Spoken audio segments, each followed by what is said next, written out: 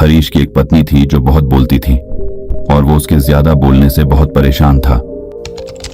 अक्सर हमारे बोले हुए शब्द ही हमें नुकसान पहुंचाता है। ऐसा इसलिए होता है कि हम अपने जुबान को चुप नहीं रख पाते हैं और जहां पर कम बोलना होता है वहां अधिक और जहां ज्यादा बोलना होता है वहां कम बोले हैं। ऐसा बिना सोचे हुए बोलने वाले के साथ होता है। गौतम बुद्ध कहते हैं कि हमारा बोला हुआ शब्द तेज चाकू से भी खतरनाक होता है। तो चलिए एक कहानी के जरिए जानने की कोशिश करते हैं ताकि अगले बार से ऐसा गलती ना हो। जंगल में एक महात्मा आए हुए हैं। वह अपनी पत्नी को उनके पास लेकर जाता है और कहता है कि मुनिवर, कृपा करके आप इसे समझाइए, ये बहुत बोलती है।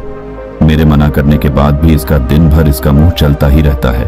मैं इसे कितना समझाता हूं कि कम बोलाकर चुप रहना सीख, लेकिन नहीं, और हर बार इसकी वजह से लड़-ढाई होती है।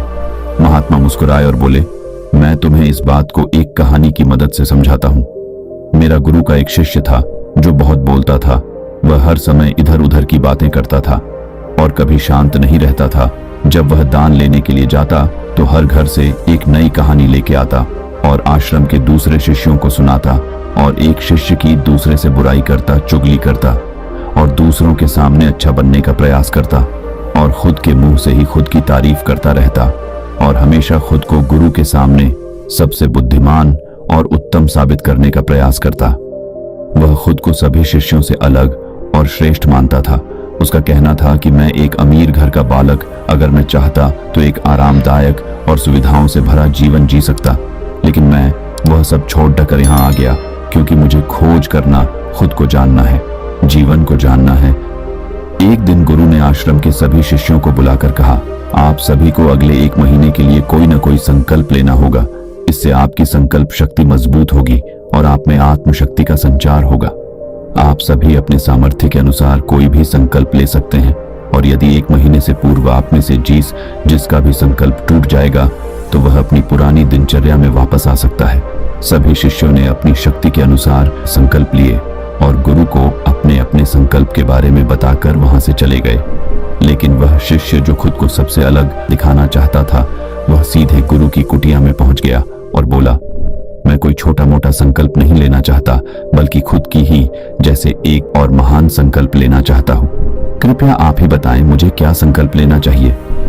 उसकी यह बात सुनकर गुरु मुस्कुराए बोले, क्या तुम मेरे द्वारा दिए गए संकल्प को पूरा कर पाओगे? क्या तुम्हारे लिए उसे पूरा करना संभव होगा? शायद नहीं, वह तुम्हारे लिए संभव नहीं, तुम उसे पूरा नहीं कर पाओगे, इसीलिए तुम खुद ही कोई संकल्प ढूंढो। शिष्य ने कहा, नहीं गुरुदेव, आप जो भी संकल्प मुझे देंगे मैं जरूर उसे पूरा करूं। गुरु ने कहा, ठीक है, तो तुम अगले 1 महीने तक चुप रहो, मुंह से एक शब्द भी नहीं निकालोगे, यही है तुम्हारा संकल्प। शिष्य ने कहा, गुरुदेव, यह भी कोई संकल्प है? यह तो बहुत ही आसान है, आप कोई संकल्प दीजिए जो मेरी योग्यता के बराबर हो।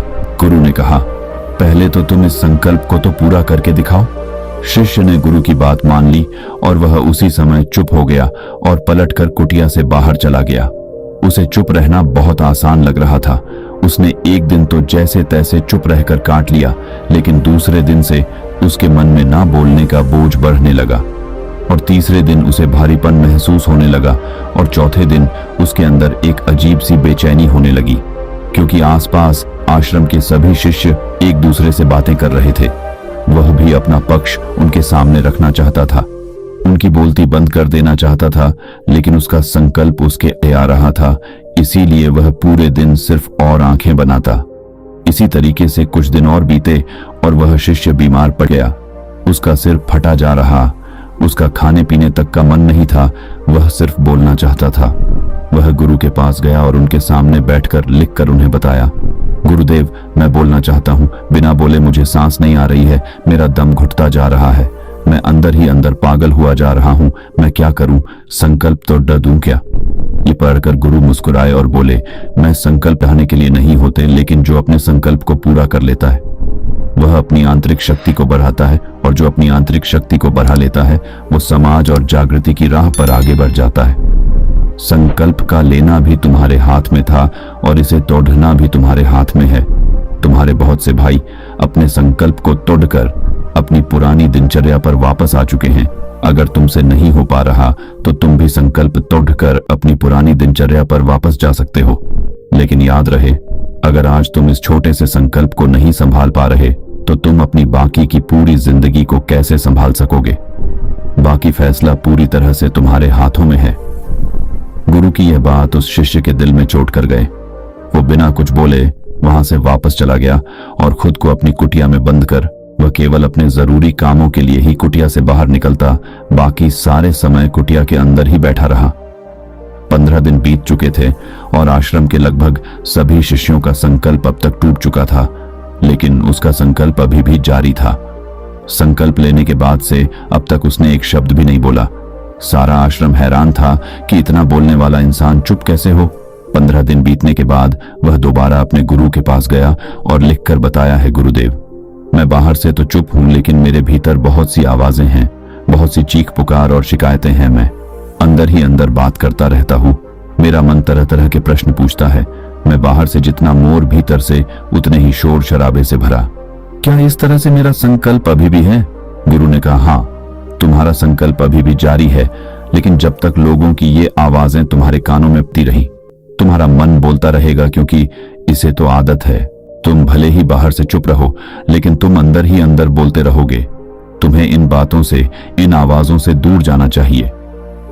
शिष्य गुरु को प्रणाम कर वहां से चला जाता है और सुबह होते ही अपनी कुटिया छोड़ जंगल की तरफ चला जाता है।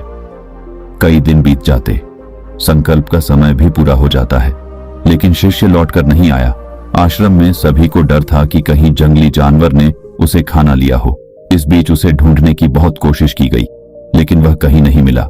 गुरु भाइयों ने मान लिया था कि जंगली जानवरों ने उसे अपना शिकार बना लिया है, लेकिन गुरु को ऐसा नहीं लगता। एक दिन आश्रम का एक अन्य शिष्य गुरु के पास आया और बोला, गुरुदेव, हमारे उस अधिक बोलने वाले भाई के साथ क्या हुआ होगा? क्या जानवर ने उसे मार दिया होगा? गुरु ने कहा, हो सकता है कि जानवरों ने उसे अपना शिकार बना लिया हो, लेकिन उसके न लौटने की एक दूसरी वजह भी हो सकती है। शायद उसे वह मिल गया है जिसके लिए वह गया था। फिर शिष्य ने पूछा, गुरुदेव, क्या ज्यादा बोलना इतना हानिकारक होता है? गुरु ने बोला, कहा, इंसान के जीवन के बहुत सारे दुखों में से एक दुख यह भी है कि वह कभी चुप नहीं रह सकता, हमेशा कुछ ना कुछ बोलता ही रहता है। सिर्फ हमारे बोलने के कारण हमारे आधे से ज्यादा दुख पैदा होते हैं। हम में से कोई भी चुप नहीं रहना चाहता, हम बस सामने वाले को सुना देना चाहते हैं। जो भी हमारे मन में है सब निकालकर उसके मन में बैठा देना चाहते हैं, उसे समझा देना चाहते हैं कि देख, तू गलत है और मैं सही। इस तरीके से सुनने और सुनाने का यह काम जिंदगी भर चलता रहता है, लेकिन इस नासमझी में हम अपना समय, अपना जीवन, अपनी समझ और सबसे महत्वपूर्ण अवकीमती पल जो जिए जा सकते हैं, जिनको अनुभव किया जा सकता है, जिनमें आनंद को प्राप्त किया जा सकता है, यह सब खो देते हैं। लेकिन इसके बदले हमें मिलता क्या है? कुछ नहीं, सब व्यर्थ और बर्बाद हो जाता है। शिष्य ने पूछा, तो फिर इसका समाधान क्या है? गुरु ने कहा, पूरी जागरूकता के साथ अपने विचारों को देखना, यही एकमात्र तरीका है। सारी मानसिक समस्याओं का वर्तमान में रहकर चिंतन करना, पूरी जागरूकता के साथ अपना काम करना जिंदगी में चमत्कारिक बदलाव ला देता है। उसके बाद वह शिष्य गुरु से अपने प्रश्नों का उत्तर पाकर उनको प्रणाम करके वहां से चला गया। उस शिष्य को आश्रम छोड़ ढकर गए 3 महीने का समय बीत चुका था, लेकिन उसकी कोई खबर नहीं। अब तक तो सभी गुरु भाइयों ने भी उसके वापस लौटने की उम्मीद छोड़ी, लेकिन एक दिन वह आश्रम लौट आता है। लेकिन अब वह नहीं था जो यहां से गया था, वह कुछ और ही बनकर वापस आया था। उसके अंदर एक गजब का बदलाव महसूस किया जा सकता था। उसके चेहरे पर एक गजब का ठहराव और आंखों में बनी शांति थी। आश्रम में आते ही सभी गुरु भाइयों ने उसे चारों तरफ से घेर लिया और बातें करने लग गए। वह भी अपने गुरु भाइयों से बातें करने लगा। उससे बात करने वाले सभी ने यह अनुभव किया कि अब वह पहले जैसा उतावला और बातूनी नहीं रह गया था। उसके मुंह से एक एक शब्द बहुत ही सुलझे हुए और मधुरता के साथ निकल रहे थे। थोड़ी देर तक गुरु भाइयों से बात करने के बाद वह सीधा गुरु की तरफ चला गया। उसने गुरु के चरण छुए और कहा, गुरुदेव, क्या मैं अब भी मौन हूं? क्या अब भी मेरा संकल्प जारी है? गुरु ने कुछ देर तक शिष्य की आंखों में बड़े ध्यान से देखा और कहा, हाँ, तुम अब भी मौन हो। तुम्हारे मुंह से एक भी शब्द निकल नहीं रहा और तुम्हारा संकल्प अभी भी जारी है। शिष्य ने कहा, गुरुदेव, जब मैं आश्रम से गया तो मैं मुंह से तो चुप था, लेकिन मेरे अंदर बहुत सी आवाजें थी। मन में बहुत से प्रश्न थे और वह बंद नहीं हो रहे थे। तो मैं जंगल में चला गया, इस उम्मीद से कि वहां मुझे शांति मिलेगी और मेरे मन की बकबक कम हो जाएगी। लेकिन मैं जितना एकांत में जाता गया, मेरे अंदर की आवाज उतनी ही तेज होती गई। मेरे भीतर की पुरानी से पुरानी आवाज मुझे सुनाई देने लगी। तब जाकर मैंने महसूस किया कि मैं कितना गलत कर रहा था। जब मैं अपने परिवार वालों, दोस्तों को और गुरु भाइयों को बुरा भला कहता था, तो उस समय मुझे लगता था कि मैं सही कह रहा हूं। जब मैं गुरु भाइयों की एक दूसरे से चुगली करता था और उनका मजाक बनाता, तब भी मुझे यही लगता था कि मैं उनसे बेहतर हूं और मैं सही कर रहा हूं।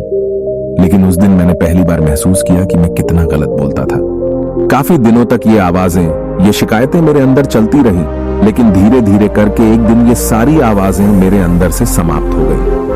अब मैं भीतर से भी मौन हो गया। उस घने जंगल में बाहर से कोई बोलने वाला था नहीं और भीतर कोई आवाज बची ही नहीं थी, और मैं उस दिन पहली बार मौन का सही अर्थ समझा। मेरे चारों तरफ बहुत शांति थी। हालांकि अभी भी कुछ आवाजें आ रही थीं जो पहले भी आती थीं, लेकिन मैं उन्हें सुन नहीं पाता था। पर अब वह सभी आवाजें मुझे स्पष्ट रूप से सुनाई दे रही थीं।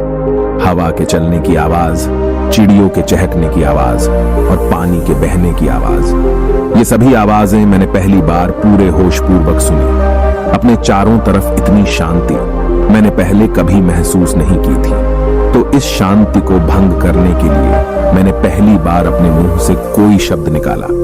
मैं चिल्लाया, हे ईश्वर, ये कैसी शांति है? सभी कुछ इतना शांत क्यों है? ऐसा क्या हो गया? लेकिन मेरे चिल्लाने के बाद भी शांति भंग नहीं हुई। सब कुछ पहले जितना ही शांत था, बाहर भी और भीतर भी। हे गुरुदेव, मैंने अपने गुरु भाइयों से बात की, मैंने आपसे बात की। मैं बोल रहा हूं, मैं चल रहा हूं, मैं सब कुछ देख रहा हूं, लेकिन मैं अपने भीतर एकदम एकांत में हूं, मौन में हूं, भीड़ में होता हूं, तब भी भीतर से अकेला एकांत में होता हूं। जब मैं खुद में भी शोर करना चाहता हूं, तब भी एकांत में ही होता हूं। अब सब दिखाई पड़ने लगा है, सब सुनाई पड़ने लगा है।